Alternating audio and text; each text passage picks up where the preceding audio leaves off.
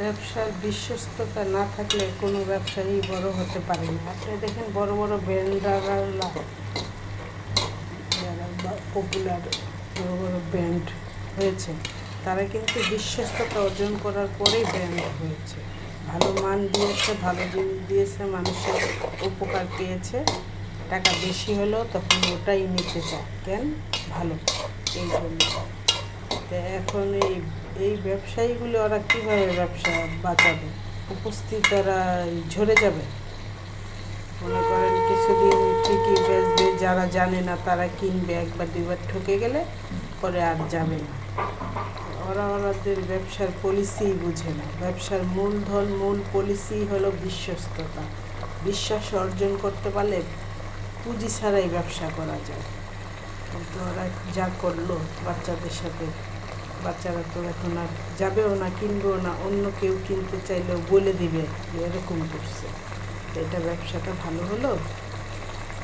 এখানেও ধরা খেল, পরকালেও এই 2 নাম্বারের জন্য ধরা খাবে।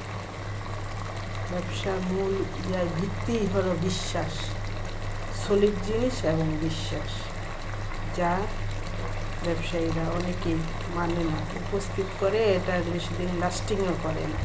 বিশ্বাস অর্জন করতে হলে ভালো মান, ভালো জিনিস দিতে হবে এবং ব্যবসায় ওটা আজীবন টিকেও থাকে। 2 নাম্বারই করলে বেশি দিন টিকে না, ঝরে যায়।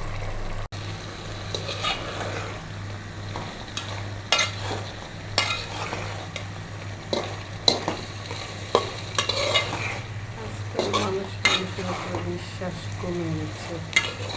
সব 2 নাম্বারই দেখতে দেখতে যারা বিশ্বস্ত মানুষ, বিশ্বাস করতে চায় মানুষকে, সব ক্ষেত্রে বিশ্বাস করতে চায়, কিন্তু পারে না। মানুষের বিশ্বাস নষ্ট করে ফেলছে। এখানে পৃথিবীতে 3-4 শ্রেণীর লোক আছে। একজন শুধুই বিশ্বাস ভঙ্গ করে, একজন বিশ্বাস করে কিন্তু নিজে বিশ্বাসটা দিতে চায় না, আরেকজন নিজেও বিশ্বাস করে অন্যকেও বিশ্বাস করতে চায়, সে বারবার ঠকে।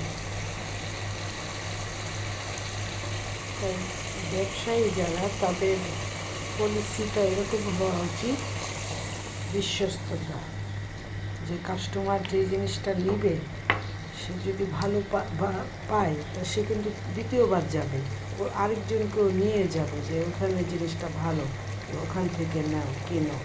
এই বিশ্বাসটা বাড়াইতে হবে ব্যবসায়ীদের।